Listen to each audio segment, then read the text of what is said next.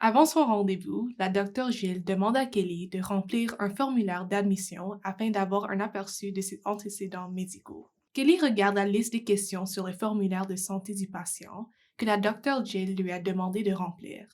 Les questions portent sur sa santé, son éducation, sa vie personnelle et sa consommation de drogues récréatives. Les questions portent également sur ses antécédents familiaux et sur son expérience en matière de soins de santé préventifs. Bien que Kelly reconnaisse avoir déjà répondu à un grand nombre de ces questions auparavant, elle trouve certaines d'entre elles intrusives. Pourquoi me demande-t-on de dire si je me fais vacciner contre la grippe ou si je consomme des drogues? En signant le formulaire, elle se demande ce qu'elle accepte exactement. Que signifie consentir à l'utilisation et à la collecte de mes données de santé? Lorsque Kelly commence son rendez-vous avec la docteure Jill, elle décide de lui demander d'expliquer pourquoi on lui demande de consentir à la collecte et à l'utilisation de ces données de santé numériques. La docteure Jill explique que les données de santé numériques sont l'un des moyens par lesquels les prestataires de soins de santé, comme elles-mêmes, peuvent prendre des décisions en matière de traitement et de soins. Les informations que Kelly a fournies à la docteure Jill ne constituent qu'une partie du parcours du patient, mais c'est une partie importante pour essayer de comprendre la santé de Kelly. Kelly apprécie les explications de la docteure Jill, mais n'en est pas satisfaite. Elle a toujours l'impression de ne pas comprendre ce que sont les données numériques de santé et en quoi elles diffèrent de l'information, un terme qui lui est plus familier. Kelly demande à la docteure Jill d'expliquer la relation entre l'information et les données. La docteure Jill explique à Kelly que l'information fait généralement référence à des données qui ont été collectées et organisées d'une manière ou d'une autre. Par exemple, les données recueillies sur la tension artérielle d'une personne deviennent de l'information lorsqu'elles sont rassemblées pour montrer un schéma. Un changement au fil du temps ou une baisse soudaine qui peut indiquer une maladie sous-jacente. Des données provenant de sources multiples peuvent également être rassemblées pour aider un chercheur à comprendre une maladie ou un clinicien à la traiter. Kelly comprend la différence entre les données et l'information, mais elle ne comprend pas pourquoi la Dr. Jill lui a demandé de fournir autant de données.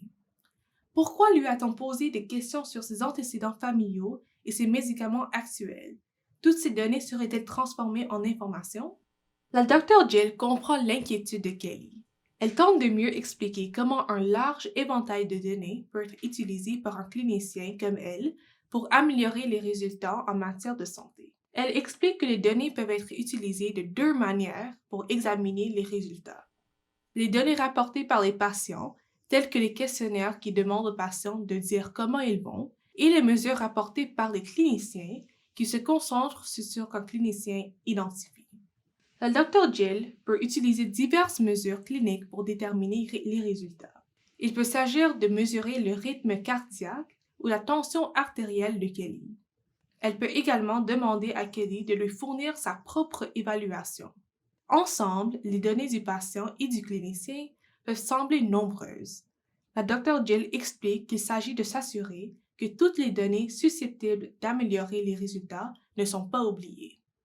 Kelly est satisfaite que la Dr. Jill a réfléchi à ce que les données signifient pour elle en tant que patiente. Elle s'interroge cependant sur l'aspect numérique des données de santé. Qu'est-ce qui rend les données de santé numériques? Les données de santé sont-elles numériques simplement parce que la collecte est effectuée par un moyen numérique, par exemple à l'aide d'une tablette? Bien que Kelly hésite à poser la question, car elle a l'impression d'avoir déjà posé trop de questions, elle la pose quand même à la Dr. Jill. La Dr. Jill est rassurante. Elle dit à Kelly qu'il n'y a pas de mal à poser des questions. Il est important que vous compreniez ce à quoi vous consentez. Elle explique ensuite que Kelly a raison en ce qui concerne les données de santé numériques. Les données de santé sont numériques parce que quelqu'un a décidé que quelque chose allait être mesuré et a ensuite utilisé un outil numérique pour le capturer ou l'enregistrer. Maintenant qu'elle a appris ce qu'étaient les données de santé numériques, Kelly se sent beaucoup mieux à l'idée d'avoir signé le formulaire d'admission du patient. Elle a l'impression de mieux contrôler les données qu'elle a accepté de partager et comprend pourquoi la Dr. Jill les a collectées.